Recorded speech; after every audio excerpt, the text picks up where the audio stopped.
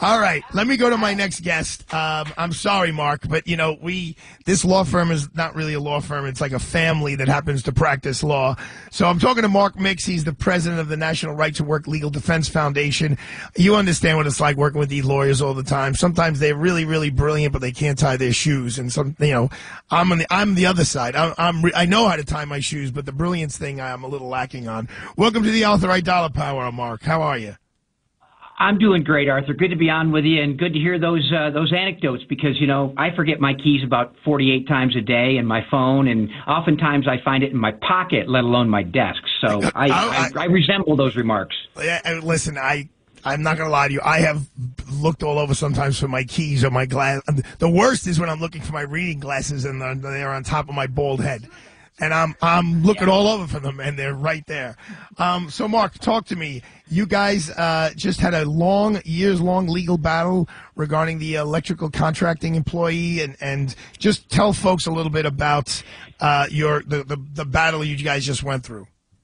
Yeah, Arthur, this is one of those cases that points out the problems that individual employees and employees that are battling a union that they no longer want to represent them, and what that looks like when these workers have to go through the legal process that's established by the National Labor Relations Act and adjudicated by the National Labor Relations Board. Particularly this board, under this administration, has no sympathy for workers. They have a lot of sympathy and a lot of support for union officials, but they rarely support employees. In this case, out of Brooklyn, New York, has got this in spades. You have a group of employees working for a company called Horsepower Electric in Brooklyn, and they're going to try to get rid of the union, the union that has the Allied Trades and Electrical Workers Union up there in Brooklyn. And so they do what the law requires. They file a petition. They circulate a petition for a decertification election. Decertification means you're trying to throw the union out. Certification you're trying to get them in. Well, they follow the rules, and they get the requisite number of signatures, and they go to the National Labor Relations Board and say, hey, we all want the unions. Almost a majority of the workers signed it. This is about a 70-person unit. And so the NLRB is supposed to conduct an election once they establish that the petition is okay and it's got the requisite number of people signing it, and they're supposed to process an election. Well, the NLRB does in Region 29 up there in your area. And immediately the union files an unfair labor practice charge against the employer, in this case Horsepower Electric. And so while the votes are counted, where the votes are actually cast, they're not counted. They're impounded pending the adjudication of this unfair labor practice charge. Mark, how do they vote?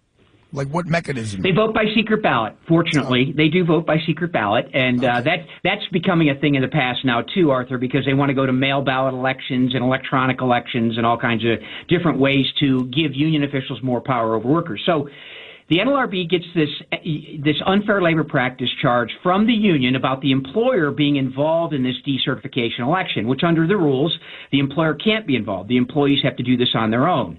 But oftentimes, Arthur, you won't be surprised by this, these unfair labor practice charges have no connection or no impact on the election itself. It has nothing to do with that. They just file it because they want to block the counting of the elections or the conduct of the election.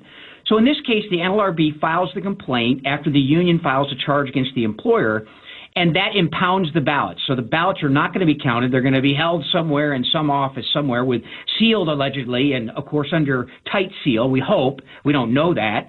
But the ballots sit on the sidelines while the NLRB is supposed to adjudicate these unfair labor practice charges. Well, in this case, Arthur, the NLRB decides they're not going to take any action on this unfair labor practice charge. So we go from what was a December 2022 decertification petition to a March 2023 election to the NLRB basically sitting on their hands until basically September, when the company, Horsepower Electric, files a charge in the Eastern District of New York claiming a violation of due process, that the NLRB won't have a hearing, and so they can't have these votes counted, and so the union's still in power in the workplace. Well, we, on behalf of our client, who's an employee and the one that circulated the petition, file an intervention motion. We get that intervention motion granted not only on the federal court, the due process case, but we also get intervention when it comes to the NLRB moving forward with actually having a hearing. And so the judge issues a show cause order to the National Labor Relations Board, say, hey, what's going on here? You have to have a hearing. So at that point, now that we've got a federal judge saying, come on, let's get started with this, we go to a December 5th hearing in New York. Our attorneys go up, our client shows up, the NLRB shows up, and Arthur, this has probably happened to you before, and probably it's a good thing if you're defending someone or you're prosecuting. The other party, the National Labor Relations Board, admits about 5 minutes before the case is supposed to start and the hearing is supposed to start, saying, we can provide no witnesses that will testify to the unfair labor practice charge. So this charge is completely baseless. There's no witnesses the NLRB can produce to argue in favor of the ULP. And so the NLRB basically says, well, our case is moot. We're going to withdraw it. And then the union, knowing that most of the people have signed the petition, finally say, okay, we're not even going to count the votes because they think they're going to lose. They just withdraw. Mark, you just taught a whole law school class about 18. So I apologize, but it's Friday and it's a little late and I'm running out of time. Could you just can you give me the conclusion of this wild legal ride with the National Labor Relations Board?